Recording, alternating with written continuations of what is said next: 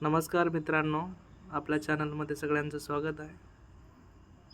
ह्या चॅनलमध्ये आपण आज DMARचं सिलेबस बघणार आहे, जे सेम 2023ला होतं. त्याचप्रमाणे ह्या नोटिफिकेशनमध्ये 2025च्या त्यांनी सांगितलं आहे सरळ सेवामार्फत वैद्यकीय शिक्षणच्या जे क्वेश्चन आहे ते 60 आणि 40च पॅटर्न राहणार आहे. 60 आणि 40 म्हणजेच काय, 60 जो राहणार आहे तुमचा हा नॉन टेक्निकल राहील, नॉन टेक्निकल, आणि 40 जो आहे हा टेक्निकल राहील तुमचा.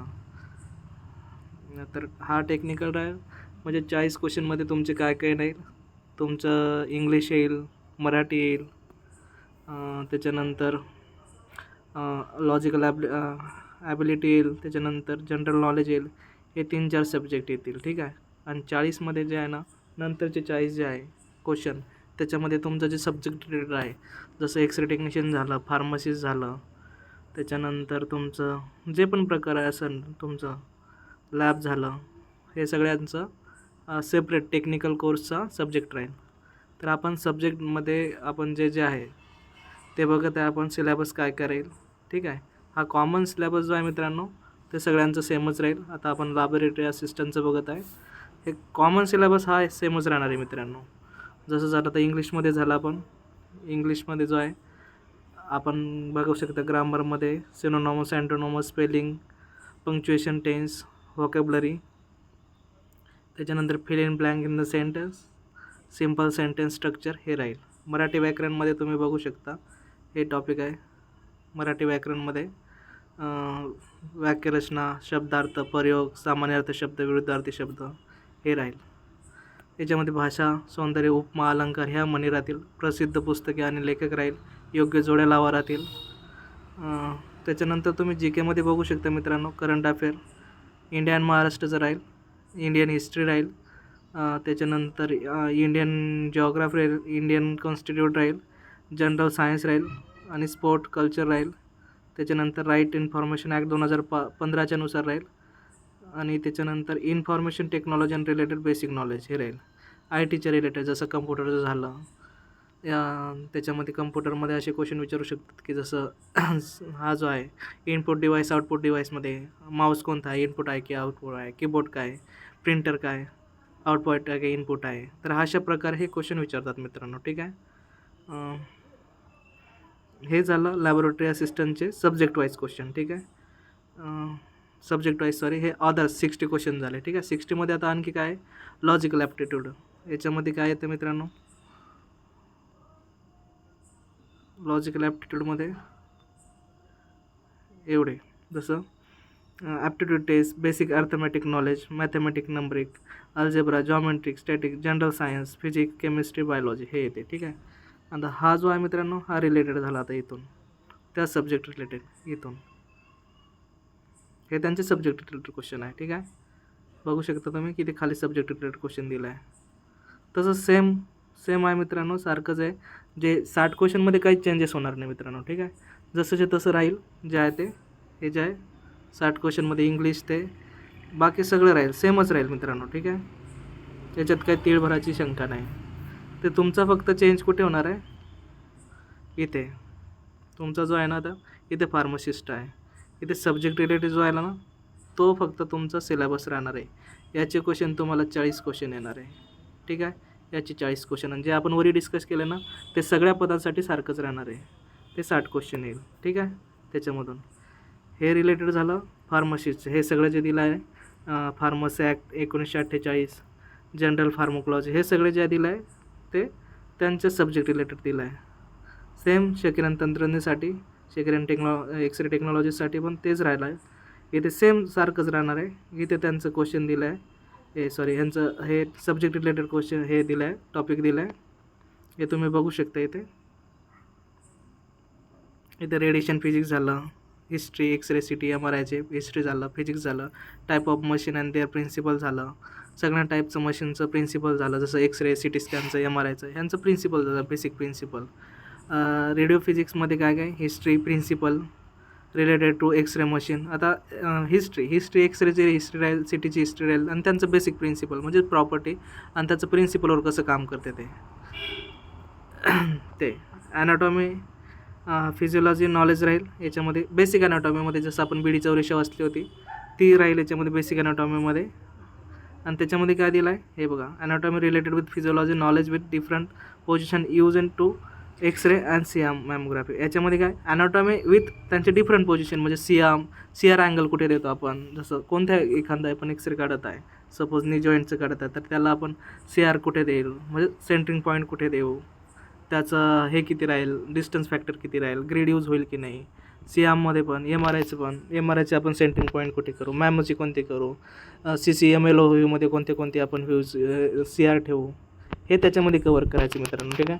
Different type of film and solution their chemical, हे याचे जे आहे ना हे तुम्हाला हे जे आहे हा टॉपिक जो आहे ना तो तुम्हाला ॲक्च्युली डार्क रूम रिलेटेड दिला आहे. जसं डेव्हलपर झालं, फिक्झर झालं, वॉटर सोल्युशन झालं. याच्यामध्ये फिक्झरमध्ये काय वापरतात, डेव्हलपरमध्ये काय वापरतात, त्याचं टायमिंग काय आहे, किती टाईममध्ये चेंज करायला पाहिजेत, किती टाईम ठेवायला पाहिजेत, तो किती दिवसांनी चेंज करायला पाहिजेत, हे मग त्याचं रूम टेम्परेचर हे सगळं त्याच्यामध्ये येणार आहे.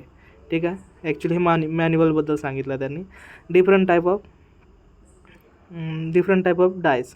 आता एक कॉन्ट्रास्टबद्दल सांगितलं. कॉन्ट्रास्टची रिॲक्शन काय येईल, कोणते ड्रग्स वापरावं लागेल त्याच्यामध्ये, मॅनेजमेंट काय करेल, आयोग झाला वापरत आहे आपण त्याचे किती % त्याच्यामध्ये आयोडीन राहतो, तर आयोग झाला आपण कशामध्ये वापरतो, आणखी मॅमोग्राफीमध्ये कोणतं आपलं HSG कोणतं वापरू आपण, बेरियममध्ये कोणतं वापरू, हे ते MCQमध्ये देतात मित्रांनो. तर त्यानुसार तुमचं त्याच्यात हे येणार पाहिजे, तुमचं आयसोटोप त्याच्यामध्ये किती आयसोटोप आहे, मॉलिक्युलर किती आहे, हे सगळे तुमचे त्याच्यामध्ये तुम्हाला पाठ पाहिजेत मित्रांनो. एक प्रकारे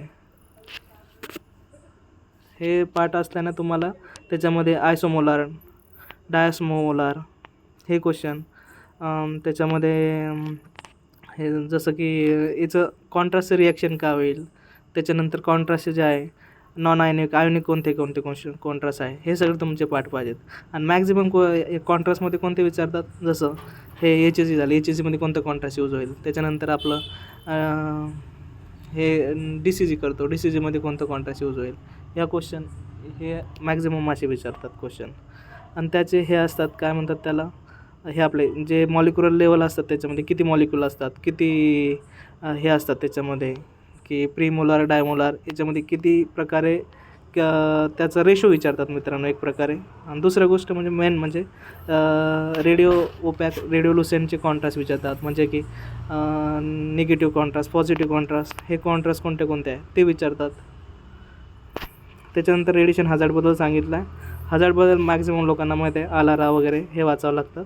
आणि रेडिएशन प्रोटेक्शनसाठी जे ॲप्रॉन वगैरे वापरतो, ॲप्रॉनची शील्ड किती असायला पाहिजेत, लेड बॅरियरची शील्ड किती असायला पाहिजे, किती हाईट असायला पाहिजेत, आणि ते किती KVP-नुसार आणि किती MA-नुसार किती ठरतात त्यानुसार ARBच्या गाईडनुसार आपण तुम्हाला वेबसाईटवर भेटून जाईल, ARBच्या वेबसाईटवर, की तुम्हाला किती MM-चं वापरायला पाहिजे म्हणून त्यानुसार तुम्ही बघू शकता.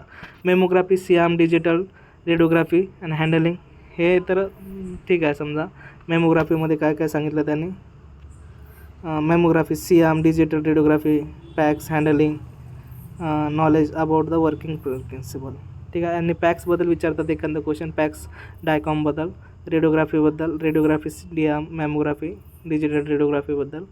हे ॲक्च्युली याच्यामध्ये हे विचारतातच बेसिक प्रिन्सिपल, जसं की सियाममध्ये कॅसेट वापरतो आपण, CR सिस्टम वापरतो, डिजिटलमध्ये आपण हे वापरतो PIP प्लेट किंवा सिलेनियम वापरतो, डायरेक्ट डिजिटल डिटेक्टर जे आपण याच्यापासून डायरेक्ट लाईटपासून इलेक्ट्रॉनमध्ये प्रोड्यूस होतात आणि डायरेक्ट इमेज प्रोड्यूस होतात, त्या प्रिन्सिपल हे क्वेश्चन विचारतात. ठीक आहे. त्याच्यानंतर CT, MRI, radiotherapy, lithotripsy, detail knowledge for the machine, for example history, procedure, position and complication management, हे प्रोसिजरबद्दल विचारतात. सपोज एखादी प्रोसिजर झाली, फॉर एक्झाम्पल आपण हे घेऊ, मॅमोग्राफी घेऊ. मॅमोग्राफीमध्ये कॉन्ट्रास्ट कोणते वापरतात, प्रोसिजरमध्ये काय काय प्री इन्फॉर्मेशन असते पेशंटसाठी, पोस्ट इन्फॉर्मेशन काय असते, ह्या सगळ्या गोष्टी विचारतात. त्याच्यानंतर हे बायोमेडिकल बेस्टमध्ये ते काय विचारतात, हे जे पण येलो रेड बॅग असतात त्या बॅगचे हे विचारतात टाईप्स कोणते कोणते, येलोमध्ये काय टाकतो, रेडमध्ये काय टाकतो आणि कोणत्या कोणत्या बायोमेडिकल वेस्टला असतात. ॲक्च्युली हे लक्षात ठेवायचं गरजेचं असते, कारण ब्लॅक याच्यामध्ये येत नाही. मोस्ट ऑफ द क्वेश्चन याच्यामध्ये, मोस्ट ऑफ द स्टुडंट याच्यामध्ये कन्फ्यूज होतात.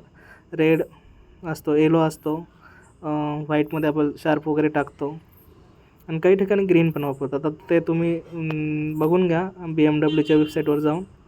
आणि maintenance of equipment and responsibility of handling and record keeping, हे रेकॉर्ड किपिंगबद्दल पण विचारतात. हे RSOचं काम काय असते, रेडिओलॉजी टेक्नॉलॉजीचं काम काय असते, हे सगळं क्वेश्चन विचारतात त्याबाबत. ठीक आहे. त्याच्यानंतर प्रोसिजर, पोझिशनिंग सगळ्या माहीत पाहिजे तुम्हाला, कुठे कोणते सेंटरिंग पॉईंट द्यायला पाहिजेत, कोणतं काय. सपोज हे आपण एखादी प्रोसिजर करत आहे, सपोज आपण हे करत आहे लंबरची करत आहे, लंबर पंक्चर, तर पोझिशन कोणती, प्रोन कोणती राहील, सुपाईन काय राहील, हे सगळ्या गोष्टी तुम्हाला माहीत पाहिजे. त्याच्यावर क्वेश्चन मॅक्झिमम बनतात हे क्वेश्चन. तर त्याच्यासाठी आपण क्वेश्चन सिरीज पण चालू करणार आहे काही दिवसात, तर तुम्हाला समजूनच जातील त्याच्यामध्ये कशा प्रकारे क्वेश्चन विचारतात. ठीक आहे. खाली आता डायलिसिस टेक्निशियनसाठी दिला आहे, बघू शकता तुम्ही.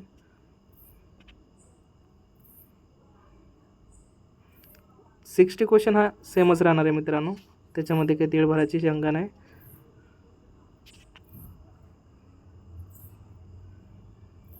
सॅनिटरी इन्स्पेक्टर हे रिलेटेड नॉलेज असतात त्याच्याबद्दल, म्हणजे त्या सब्जेक्ट सॅनिटरी इन्स्पेक्टरबद्दल हे क्वेश्चन विचारू शकतात.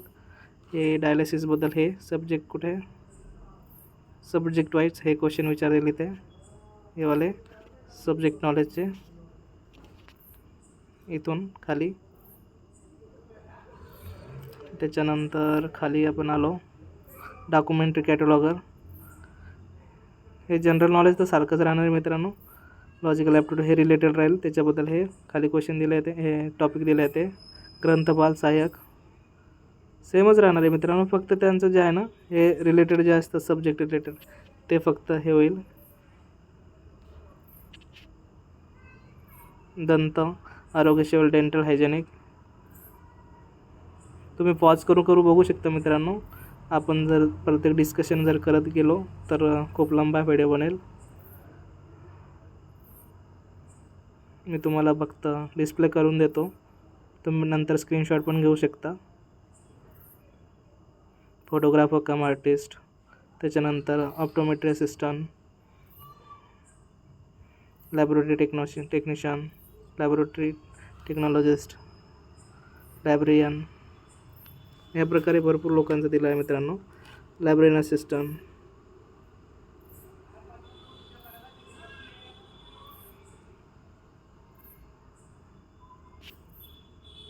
X ray assistant, dark room assistant, हे सिलेबस दिला आहे. सेम असते ॲक्च्युली एक्सरे टेक्निशियन आणि एक्सरे असिस्टंटचं सिलेबस, बट कुठे ना कुठे थोडंफार फ्लक्च्युएशन येते. मागलच्या वर्षी तर सेमच पेपर झालं होतं, पण ह्या वर्षी बघू आता एक्सरे असिस्टंट आणि एक्सरे टेक्निशियनचं एकच पेपर होते की वेगवेगळे होते. सेम एक्सरे लॅबचं पण तसंच झालं होतं, असिस्टंट आणि टेक्नॉलॉजीचं.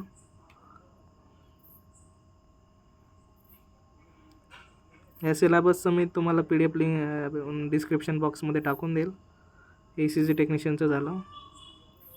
डायटिशियन हे ड्रायव्हरबद्दल झालं. Driver, house and line keeper, टेलरबद्दल, कार्पेंटर, मोड रूम टेक्निशियनबद्दल हे आहे. Generator operator,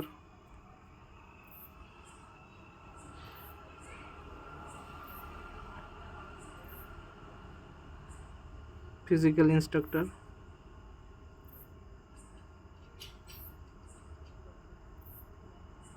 static assistant, staff नर्ससाठी हे दिलं आहे ते क्वेश्चन. हे सब्जेक्ट रिलेटेड क्वेश्चन राहणार आहे मित्रांनो.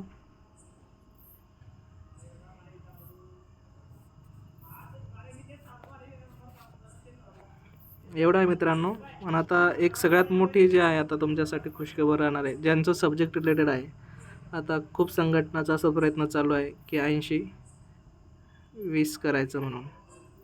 80मध्ये तुमचं टेक्निकल राहील आणि 20मध्ये तुमचं नॉन टेक्निकल. बघू आता त्याचे प्रोसिजर काय होतं आणि DMRचं फायनल निर्णय काय असू शकतं त्याच्यावरच होईल.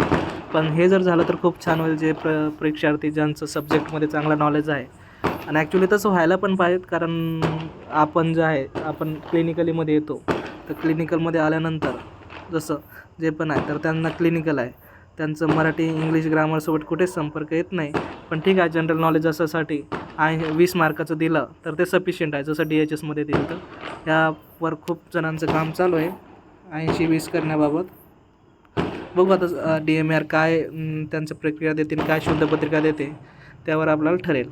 ठीक आहे. दुसरा म्हणजे आता याच्यावर सगळ्यांचं मोठा डाऊट आहे की सर ते PMCचं पॅरामेडिकल रजिस्ट्रेशनचं कसं करायचं, कोणत्या वेबसाईटवर होते ते. हे PMCच्या वेबसाईटवर जाऊन तुम्ही पॅरामेडिकल रजिस्ट्रेशनच्या याच्यावर जाऊन तुम्ही इथे जाऊन तुमचं रजिस्ट्रेशन करू शकता. ॲप्लिकेशन स्टेटसमध्ये जाऊन इथे पहिले व्हेरिफिकेशन सर्टिफिकेटवर जायचं.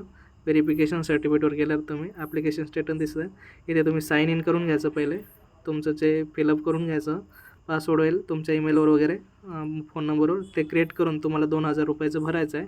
2,000 रुपये भरल्यानंतर तुम्हाला ऑफलाईन तिथे पोस्टद्वारे पाठवायचं, किंवा तुम्ही जर मुंबईला राहत असाल तर तिथे जाऊन पाठवायचं आहे, त्यांना द्यायचं आहे. ते झाल्यानंतर तुम्हाला एक मेल येईल एखाद्या महिन्यानं. त्याच्यानंतर परमनंटवर जाऊन तुम्ही हे रजिस्ट्रेशन करायचं, लॉग इन करायचं. इथे जाऊन लॉग इन केल्यानंतर तुमचं परमनंट रजिस्ट्रेशन, तुमचं सर्टिफिकेट ते घरी येऊन जाईल 2-3 महिन्याला. आणि काही असेल तुम्हाला तिथे टेक्निकल सपोर्ट नंबर दिला आहे, याच्यावर कॉल करून तुम्ही विचारू शकता. आणि काही असेल तर तुम्ही कमेंट पण करू शकता. आणि इथे मित्रांनो, इथे सरळ सेवाच्या तर आजपासून सुरू झाले आहे. इथे बघू शकता तुम्ही DMARच्या वेबसाईटवर जाऊन तुम्ही COT COT 2025 इथे येऊन तुम्ही बघू शकता. इथे यायचं, 2025ची जी दिली आहे COT, इथे येऊन तुम्ही इथे डायरेक्ट ही विंडो ओपन होईल, सरळ सेवा भरती स्पर्धा परीक्षा. इथे येऊन तुम्ही ऑनलाईन अप्लाय करू शकता. इथे पहिले रजिस्टर आहे, इथे डेट दिली आहे 19 जुलैपर्यंत राहील. 19 जून ते 9 जुलैपर्यंत इथे तुम्ही रजिस्टर करू शकता. रजिस्टर केल्यानंतर तुमच्यावर लॉग इन पासवर्ड मेलवर किंवा फोन नंबरवर येईल, आणि इथे लॉग इन करायचं. काही अडचण आला तर आपण याच्यावर पुन्हा व्हिडिओ बनवू. काही असल्यास तर तुम्ही कमेंट करा. धन्यवाद. तोपर्यंत असंच आपल्यासोबत कनेक्ट राहा.